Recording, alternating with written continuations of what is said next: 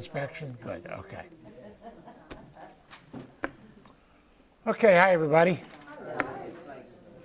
Before we get started, I just want to make a few announcements. I see some new faces. Just to let you know, we are videotaping the lectures because when we finish this series next week, then we're going to put the STEP series on YouTube.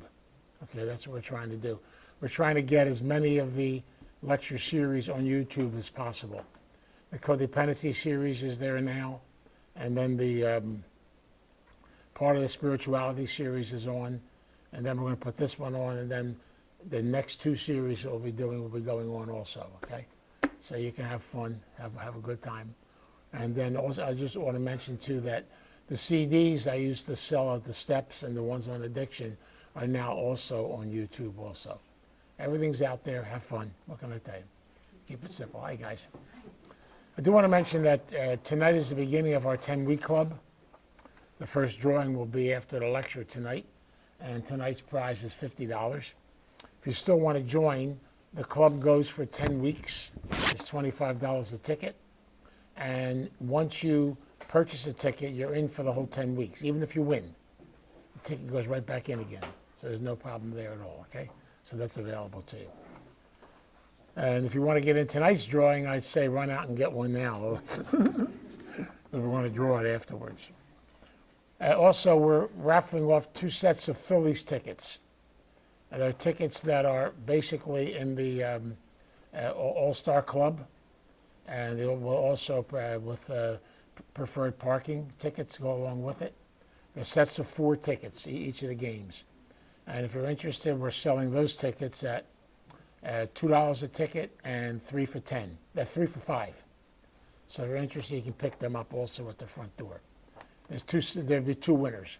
We're going to raffle them off on August the 8th, okay, for the Phillies games, okay? A good friend of ours, one of our board members, donated the tickets to us. They're from his company, so they'll be really nice seats. Okay. I don't have any more commercials except to tell you if you need anything you need to know about Starting Point, go to the website. Everything is there. And also anything you need to know is also at the front door on your way out. Our brochures are there. And my thought for the month for July is still hanging around. And pretty soon August will be here. I can't believe this summer where it's going. It's unbelievable. Come right down to it. Anyway, that's enough commercials. Mr. America, here. Yes. I'm going to begin by doing a reading tonight from The Language of Letting Go, which is a daily meditation book for codependency. And I picked a reading from October 27th. It kind of fits into our topic for tonight. That's the reason why I picked it. Step 11. Sought through prayer and meditation to improve our conscious contact with God as we understood Him, praying only for the knowledge of His will for us and the power to carry that out. Praying only for the knowledge of His will for us and the power to carry it out means that we ask on a daily basis to be shown our plan for the day. We also ask our source for the power we need to carry that through. We will get a yes to both requests. We do not ask other people to show their will for us. We ask God. Then we trust we'll be empowered to carry God's will through. God never asks us to do anything that He would not equip us to do. He never asks us to do anything we can't do. If we are to do it, we will be empowered. That's the easy part of this program. We never have to do more than we can, or anything we can't. If we want to worry and fuss, we can, but we don't need to. That's our choice. I have learned through difficult and good times that this step will carry me through. When I don't know what to do next, God does. Working the step one day at a time will take us places we could never have traveled on our own. Simple acts done daily in accordance to God's will for us leads to a grand plan for our life. Today, I will focus on asking God to show me what He wants me to do. I will ask God for the power to do that. Then I will go ahead and get the job done. God, help me let go of my fears about living one day at a time. Help me trust that when life is lived simply and in trust, a beautiful mosaic called my life will be woven. I am being divinely led, guided, and especially cared for.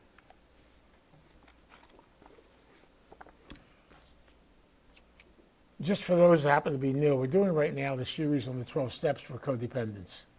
And we started out a few weeks ago by talking about the foundation of codependency, which is based around spirituality.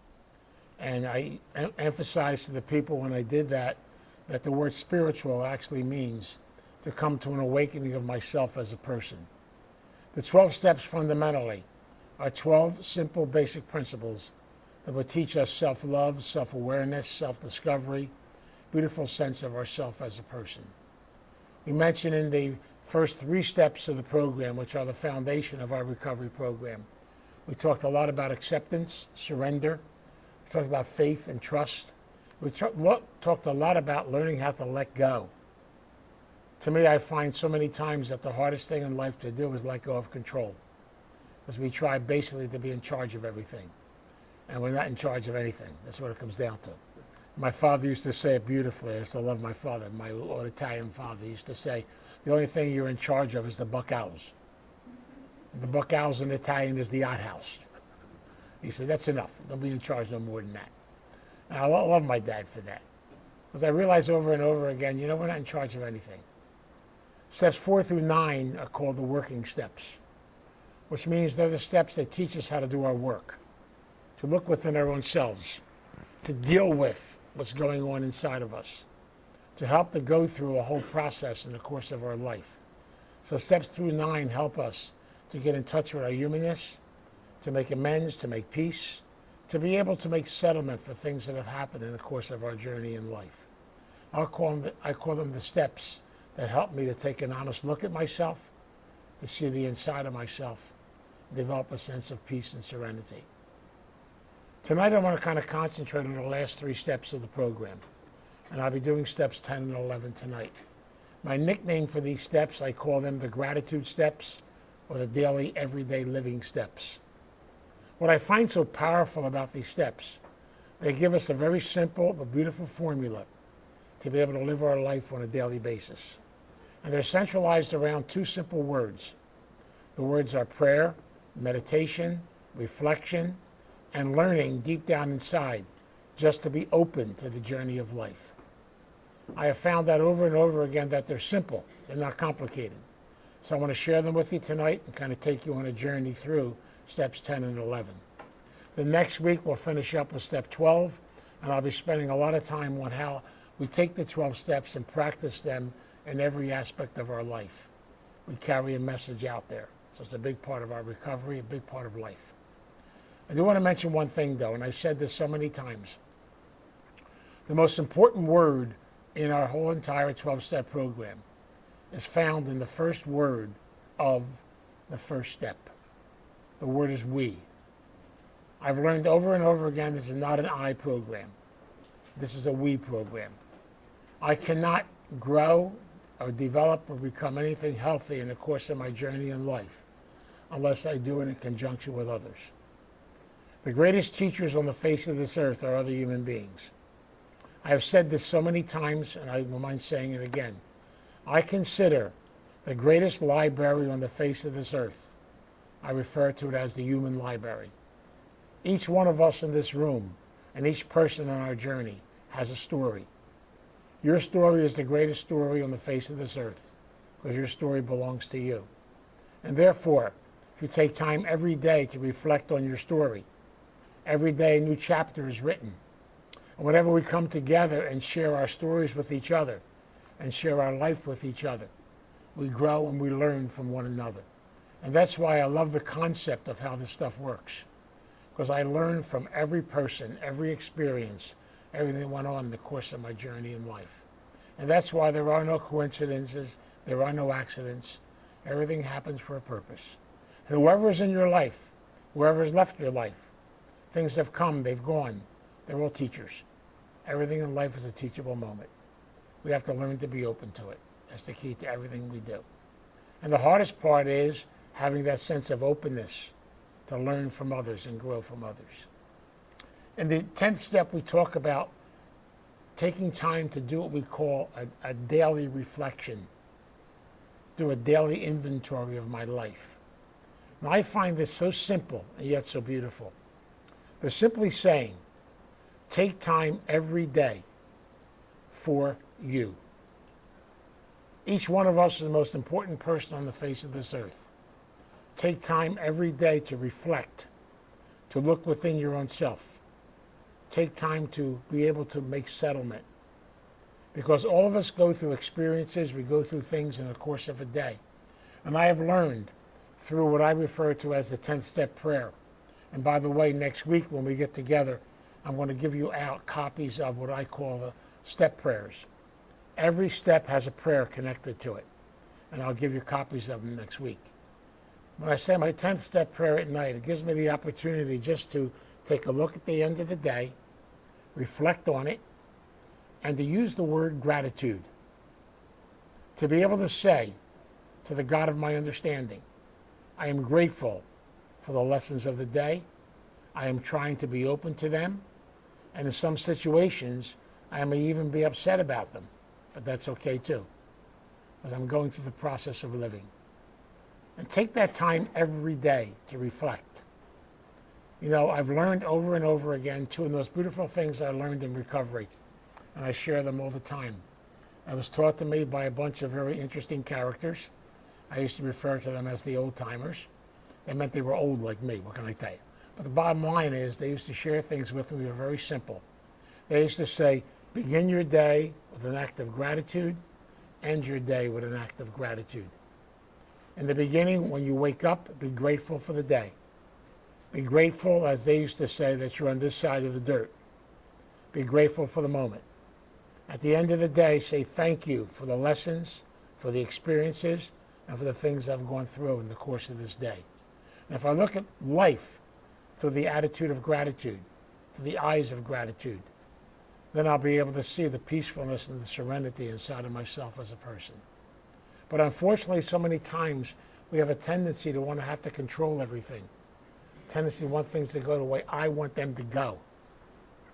See, get out of the driver's seat. It'll drive you crazy.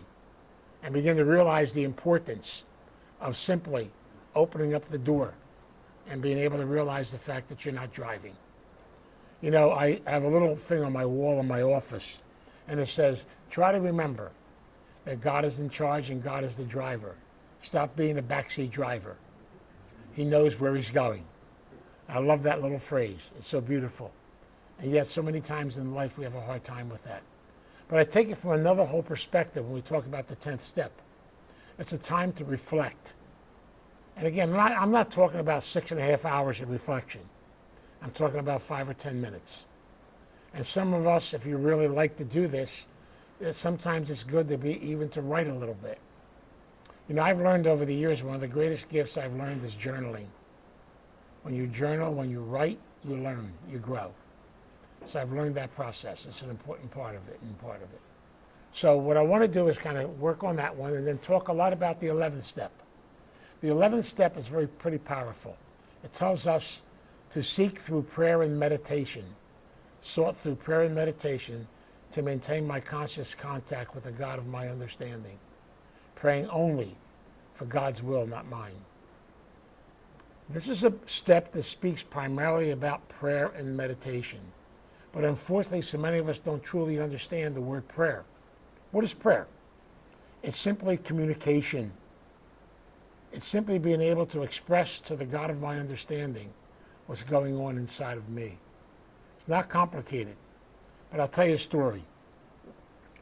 When I first started Starting Point way back in the late 70s and the early 80s, we were over in South Philadelphia and we had a transition house for street alcoholics and a soup kitchen. And we had this character that would come to our house every fall. You know, I don't know what he did in the summertime, but when it got a little bit cold out, they used to say, when the hawk arrived. When the hawk came, the knock came on the door. I answered the door. It was him. I'm not going to use his real name. I'll just call him Joe. Joe would come to the door, and I'd answer it, and I see him again. I say, welcome home. I bring him in, and I used to love him because he would carry with him everything he owned in a shopping bag. I give him a bunk. He unpacked the shopping bag, and I used to love watching him. Out of the shopping bag, he would take a crucifix. Now you got to visualize this crucifix. It was a little off center. In short, the figurine was a little tilted. The one arm was hanging down. And it was a little dirty. He probably found it in a trash can, I'm sure, somewhere. He'd lay it there, and I'd say, "Hey, Joe, who's that?" He said, "That's the boss." I said, "Tell me about the boss." So I talk to him every day. Some days I tell him to go to hell. Some days I tell him I love him. Today I got a bed. I like him today. Yesterday he was a pain in the, I won't mention the words, it's going to go on tape. You know, he says, I'm honest with him every day. I tell him exactly how I feel. Now, I had to go to school for theology, become a priest for 20 years. I had to learn how to pray from a wino. It's totally amazing, isn't it? But I'm going to be honest with you. That man taught me more about prayer than all the courses, all the things I took in the course of my journey. You want to know why? He understood something very powerful. It was called prayer of the Spirit. Prayer that came from the heart.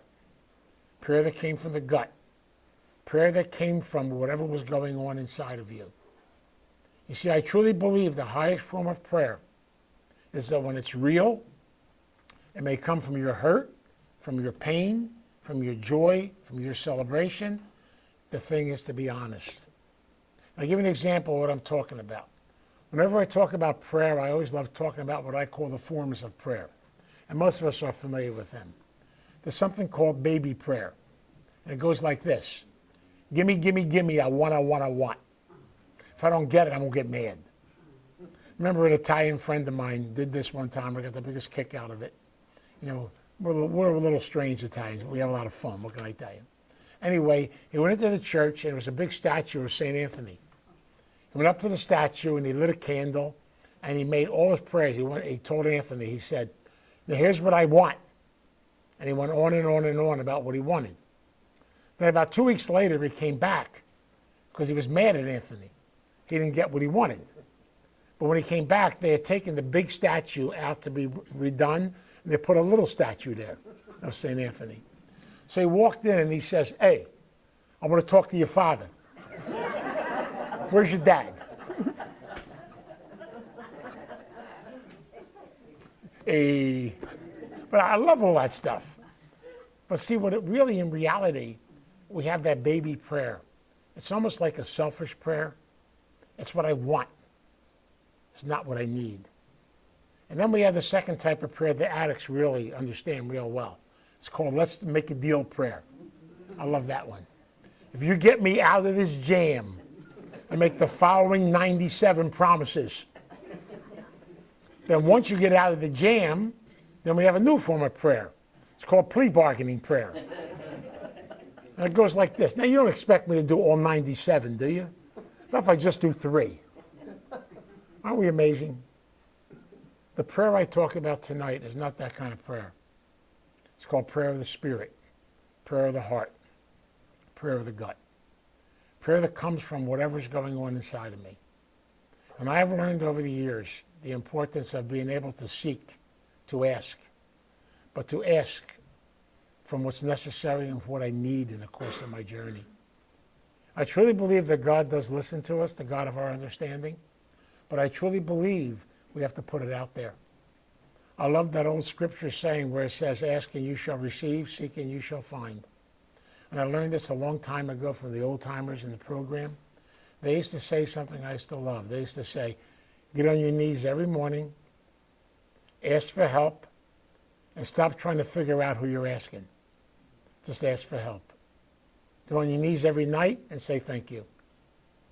You know, I always get a kick out of that because I want to go back a little bit. I grew up in South Camden, and I was raised in an Italian Catholic grammar school back in the 50s and the early 60s. Now, we had some ladies there that taught us. They were called nuns. I really believe they were DI sergeants for the Marines. But anyway, they were called nuns.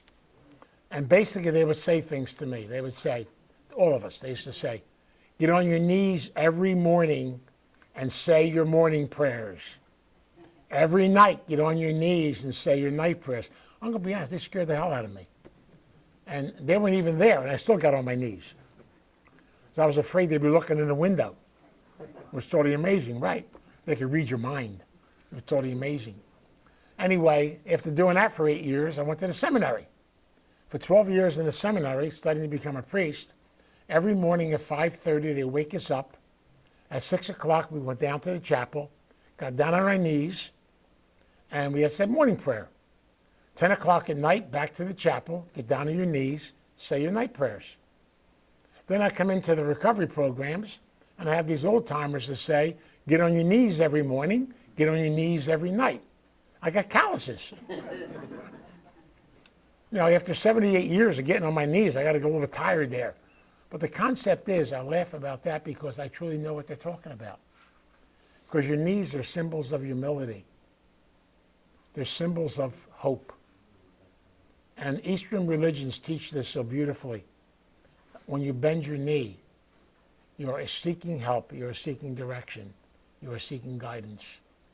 It's called the most ultimate sign of humility in the process with it. And I've learned over and over again that prayer of the gut and prayer of the heart means that every day I have to take time just to seek and to ask. But what do I ask for? I've said this so many times to all of you. The scariest, the most beautiful, the most fantastic prayer of all the step prayers is the 11th step prayer. And I love that prayer. I say it every morning. But it's a dangerous prayer. You know why it's dangerous? Because it actually says in the prayer, your will, not mine. Which means if you truly say that prayer from your heart and your gut, you are saying, I'm not in charge of this day. You are. I am open to whatever your will is for the day. Now, I'm a good codependent. I actually have a membership card, not a problem. But the bottom line is, every day, I've got a scheduling book. You want to see it, I'll show it to you. In my scheduling book, I have the whole entire day planned. And I love it. And then I say that prayer. And it's amazing how the higher power screws that plan up every day. Isn't that amazing? How come it doesn't work the way I want it to work? Because I said that prayer. I said, I'm open to your journey, to your will. And God keeps sending these people into my life, people that become my teachers. See, I've learned something over the course of the journey. Every person I get to interact with is both a pupil and a teacher. And I hope and pray every day I can be both, because I want to learn from the people in front of me. They are my teachers. They are part of my journey. There are no coincidences. And so I've learned in saying those prayers, asking for guidance, and realizing the fact I'm actually relinquishing my control. And I'm realizing that something's going to happen. And I was laughing yesterday. I was out of rehab yesterday, and I was talking to the patients in the afternoon. And I always tell the patients, you know, that every morning I say my prayers, and I say the 11th step prayer, and I was going over the prayer with them. And I said, and every day I tell God, my higher power, I say, please, whatever you got in store for me today, bring it on. I'll do the best I can with it. And I said, God sent me, there were 44 people in the room. God sent me 44 clowns to be with today. It's fantastic. It's wonderful. He sent me 44 teachers. And every one of you is a teacher. And there was a guy acting up in the back. Even that clown back there is a teacher too. But the concept is, I'm learning from everybody around me. It's the funny part about it. I really believe that the higher power speaks to us in powerful ways if we are open and if we are willing to be able to say, your will, not mine. And that is one of the toughest things for a codependent to say. Because most of us as codependents, we really want to be in charge. We really want to run the show. And I get tired of running the show. So much more fun to have faith, to trust. And that's why you've got to connect all the steps together, because the second and third step teach me faith and trust. And then the 11th step kind of puts it together. I've often called the 11th step the cement step. It cements all the other steps together. It brings everything to a heading. Because when you look at the 12 steps, you notice something about them.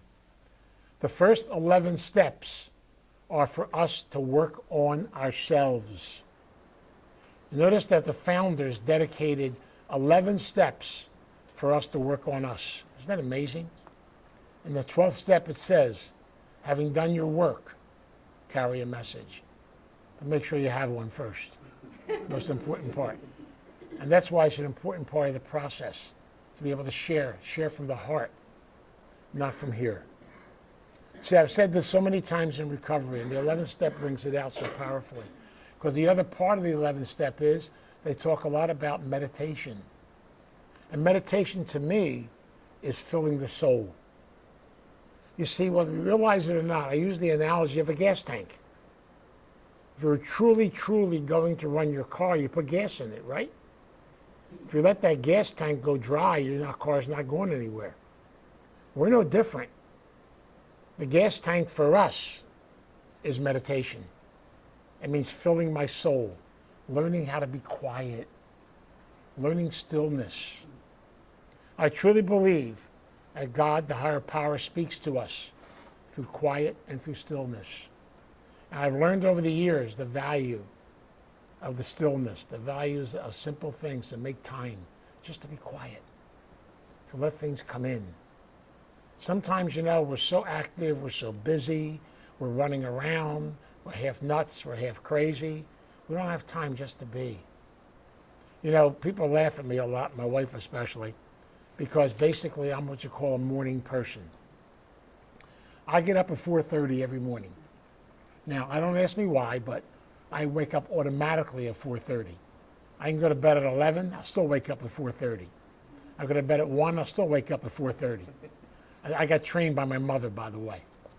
She got me up at 4:30 every day when I was a kid to serve the 5:30 Mass. Now I wake up every day at 4:30. I know she's there, because if I didn't get up, I got up. You know, I love my mom. My mom, if I got up to go to the bathroom at 3 o'clock and come back, my bed was made. It's totally amazing. She didn't want me to waste the day. What can I tell you? I can really laugh about this stuff today. It's a great part about it. But I realized I love the mornings, because my energy is sky high in the morning. It's not very good late at night, but it's sky high in the morning. And I love the thing about the morning is I love the quiet. Try it sometime around 4:30, 5 o'clock in the morning. Go outside and just sit on your step and just listen. You know, it's quiet. The day hasn't started yet. There's like something about that stillness and that specialness. You can almost hear the birds. You can hear things. You hear noises you never could hear before. It's such a beautiful little concept. And yet I've learned over the years the value of putting stuff in. A simple thing like having some meditation books with good stuff in them to help you start the day. I've learned over the years, two of my favorite meditation books is this one right here, The Language of Letting Go. I love this book. And my other favorite meditation book are Meditations with the Native American Elders. It's a meditation book written by Native American Indians in recovery. And I love the book. They have such beautiful, beautiful things in that book, and I love posting them on Facebook a lot of times, because I've learned that I can learn so much from using Facebook as something spiritual, and also to put them on Starting Point's Facebook, because we learn from each other. I have seen such beautiful things from people I'm friends with on Facebook who send stuff back to me. And I love so much about that concept of learning from others. It's simple stuff. There's a gentleman on Facebook that every morning he posts beautiful little thoughts and meditations. I pick up so many things from that. And I've learned that to use things that are available to you to fill your gas tank, to fill your soul. Because the more you fill your soul, the more energy you'll have to share that soul. But you got to keep filling it. You know, there's an old phrase we use a lot of times, that empty barrels make a lot of noise, but they're empty. And I really believe in the concept of recovery, because if I don't take time every day just to be able to put stuff in, and I love the quiet of the morning because that's when I do my writings. I love that time of the day because I realize more and more it's a very special time of the day. But all of us are different, though. Not everybody's a morning person. I can only speak for my own energy, my own self. But the most beautiful thing is find the time that works for you. Take time to read. Take time to input stuff. Take time to reflect on stuff. I have found a very simple little thing. Take a simple meditation book. Read it in the morning. If you go to bed, read it again. It's something that kind of sticks with you if you do it twice. It's amazing. Instead of just doing it once. And I find that little things make so much. There are formal meditation classes. We have them here at Starting Point. After my 12 o'clock lecture, we have meditation class. Tonight, after this lecture at 8 o'clock, we have meditation class. You know, we have people that lead those classes. There's different ways of doing meditation, but meditation, all it is, it's not complicated, is quiet, listen, absorb, let things come in. Take time. See, I want to say this as strongly as I can, because I truly believe in this today. And believe me, the first 45 years of my life, I never did any of this. We need to make time for ourselves. Each one of us in this room is the most important person on the face of this earth. We have to make time to be out ourselves to become who we're supposed to be. But you have to input that time. You know, so many times in the course of the journey, we have a tendency to have our ego take over, and we really think that we're in charge of stuff. And I find that so amazing sometimes. And I see it a lot of times. I try to tell people this. We have a tendency so many times to fall back into old patterns and old ways. And every time you try to control something, did you ever notice? You actually chase it away. It's amazing. You come right down to it. And so I find over and over again the tremendous value of making time, the tremendous value of being able to absorb, to let stuff come in. And that's why when you look at these two steps, they're very important steps. They're both about reflection.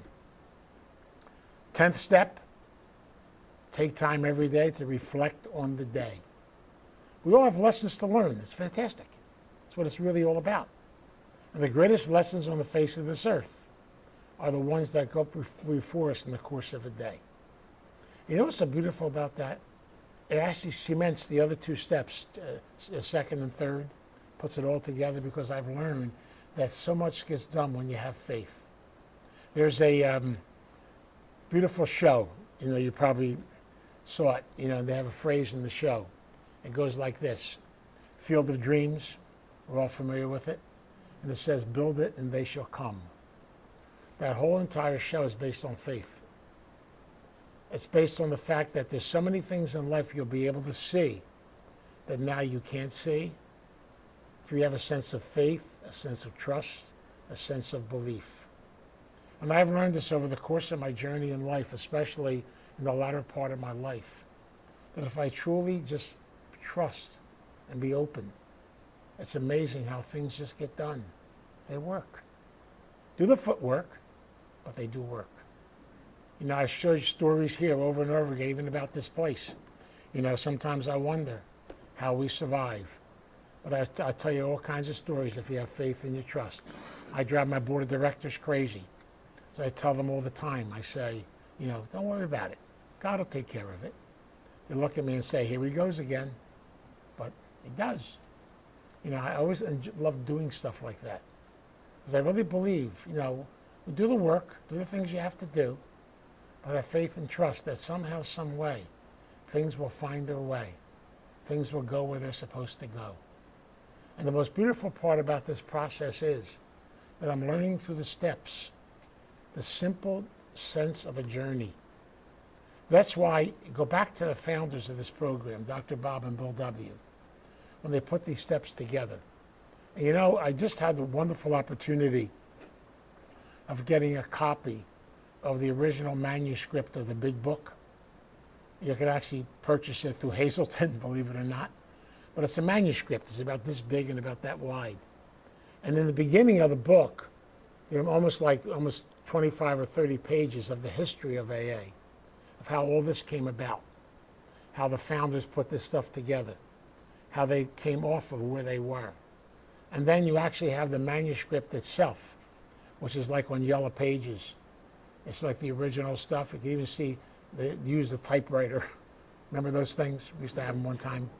And there really was a typewriter at one time. So, and basically, you can see where they cross things out. They have their initials, where they put stuff in. And there's something about that manuscript when I look at it. And I realize that the big book of AA, the 12 steps, the 12 traditions, and Bill W. said something which I find very powerful. And if you read the history in that book, he says it. Bill W. said, we are coming together as a group. We are putting together something very special. Something that down through the ages will always be remembered. But he emphasized that it wasn't just because of the disease of alcoholism. That there was something very special about this, he said. And something that's very special was that generations later on will look at this and see something very special in this. I really feel he had that insight back then. It's just totally amazing. And I'm finding out now how the 12-step philosophy and the gift of the 12 steps has touched millions of people in this world. It's touched so many people over the journeys. And there's so much to learn from it.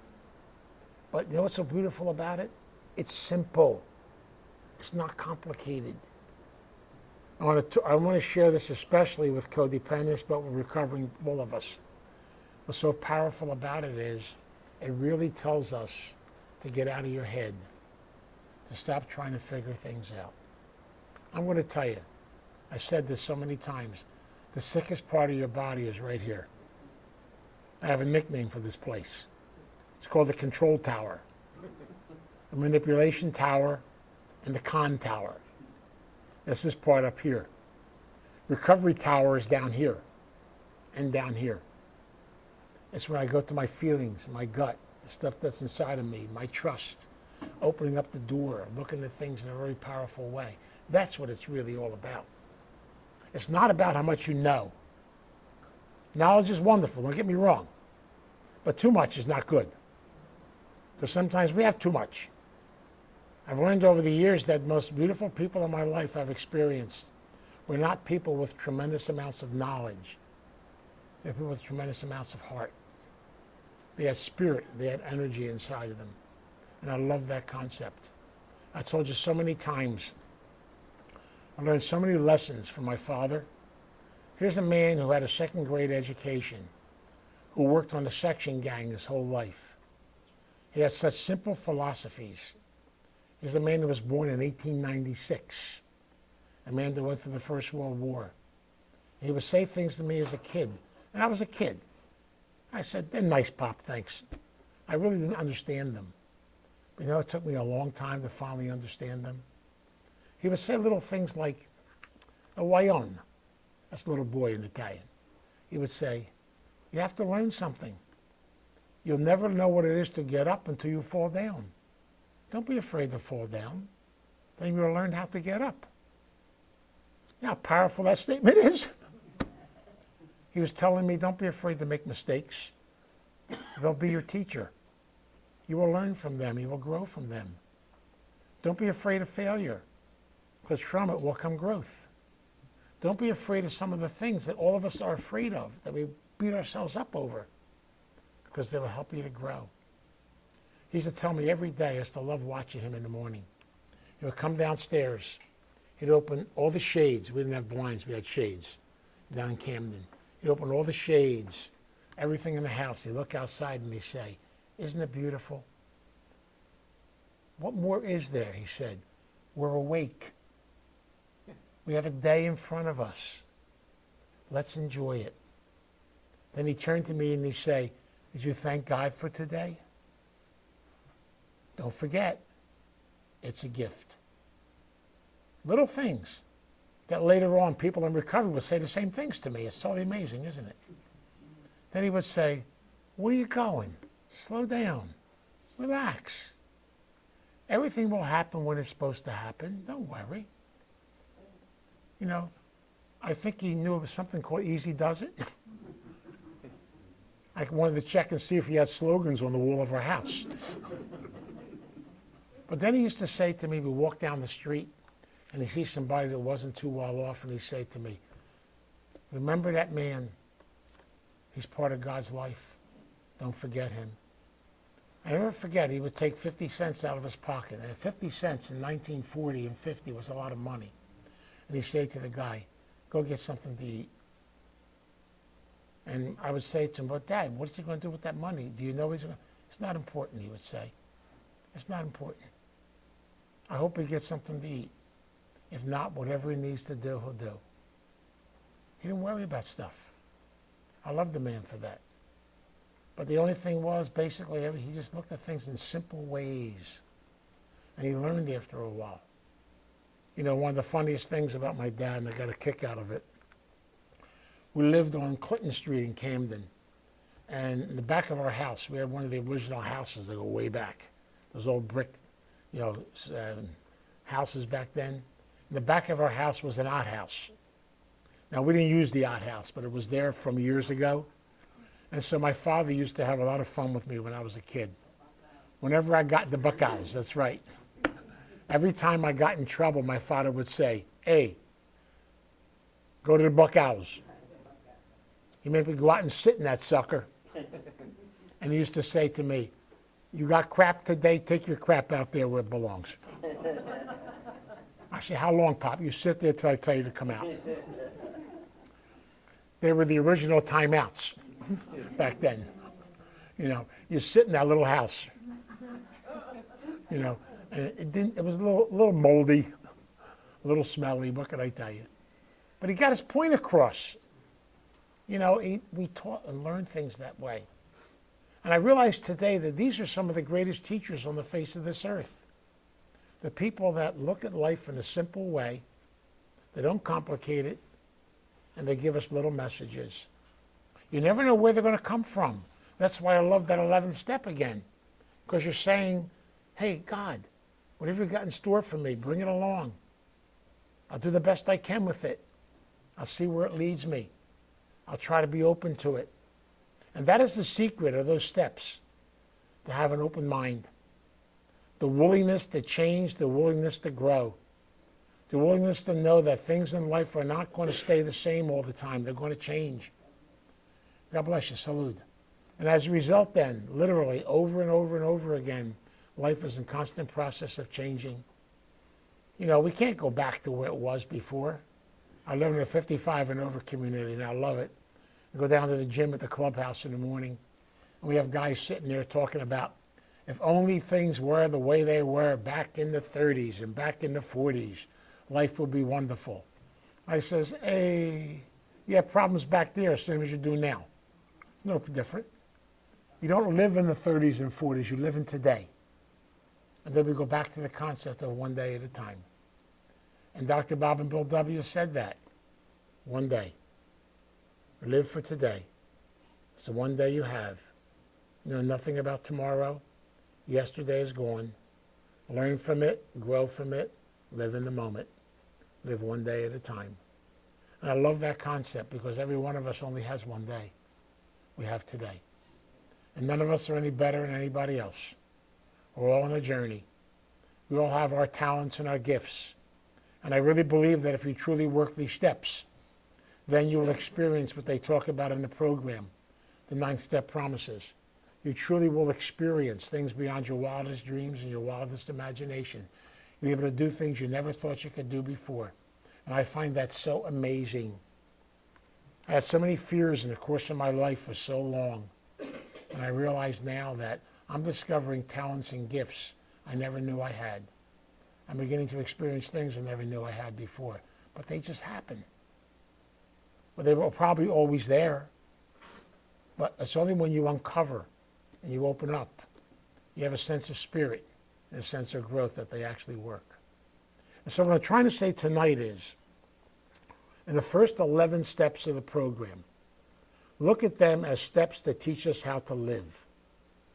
And next week when I talk about the last talk in the series, I'll kind of show you how you can take these steps and connect them to every aspect of your life. That's what the last part of the 12th step says. You know, to practice these principles in all of my affairs. I joke, maybe they should have used a different word than affairs. but that's okay. You know, you have to kind of laugh a little bit. To practice these principles in every aspect of life. There's always a way to learn and grow. I get excited today because, you know, there are now 21 different 12-step programs. Isn't that amazing? 21. It means this philosophy of the 12 steps has been taken in so many different directions today and helping so many people today. And that's what it's really all about. And that's what I really feel Bill W. was talking about. Because I really believe that the founders, the early ones who put this together, were divinely inspired. I truly believe that there was something very special going on there. And I truly believe that the higher power was right in the middle of it. Because I don't think they really even knew what they were doing. But that wasn't important. They just did. And everything kind of came together. And so do me a favor. Or do yourself a favor. I'll do myself a favor. Enjoy life. Enjoy the day. Celebrate the moment. But every day, take the time just to say, I'm open to the day. Whatever you have in store for me today, I'll try to do it to the best of my ability, and I will try to be open to it. So we'll conclude the series next week by spending time on the 12th step and basically talking how we can really take these principles and apply them. And like I had mentioned back in the beginning, we're videotaping the step series because we're going to, once we finish next week, we're going to get them edited and put them all on YouTube and really put everything back out there.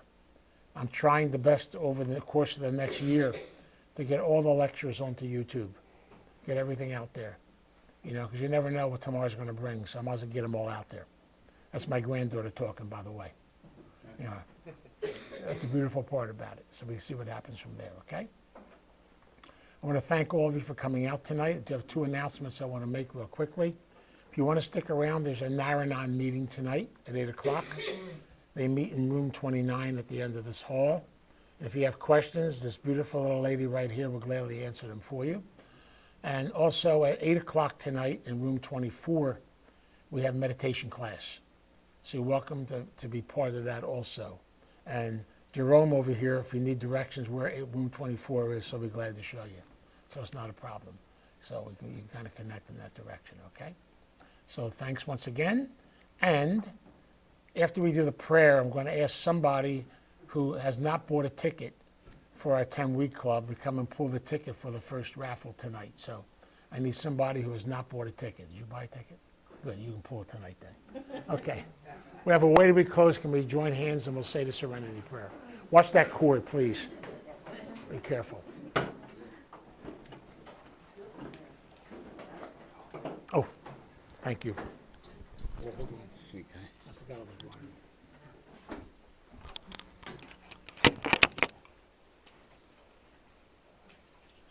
Okay, who woke us up this morning? God. Grant me the serenity to accept the things I cannot change, the courage to change the things I can, and the wisdom to know the difference. We are somebody special, because God don't make no junk. The prize tonight is $50. It's the first one. Close your eyes and give your beats.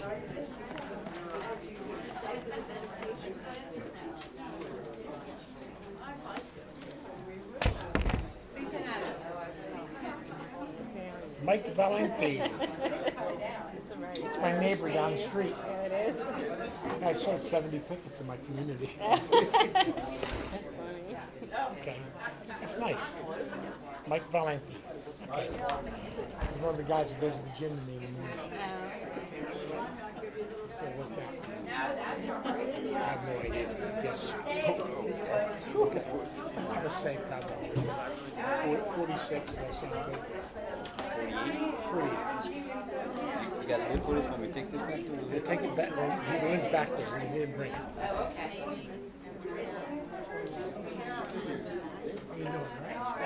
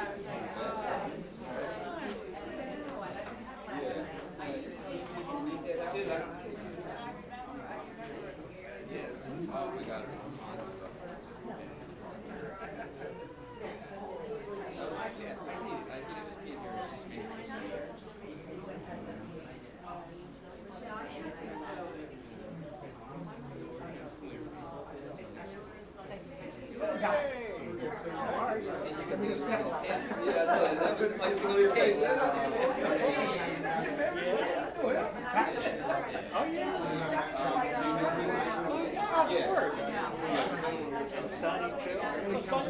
I'm not doing it.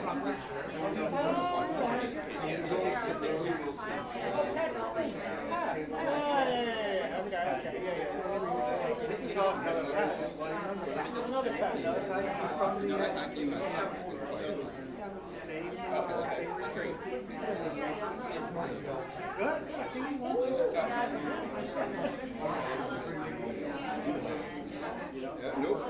It's on my other list. Let's put it on this list. I know how it is.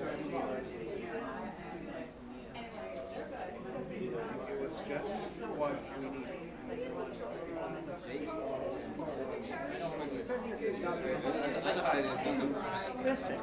Okay. 5, 8, 3, 4, 5, 9, 5. Yeah, I've been spending time with my sponsors. That's just it. Was it rule 2? You got me in again. They're not. Oh, wait, rule 1 there. Oh, yeah. No, I thought you know.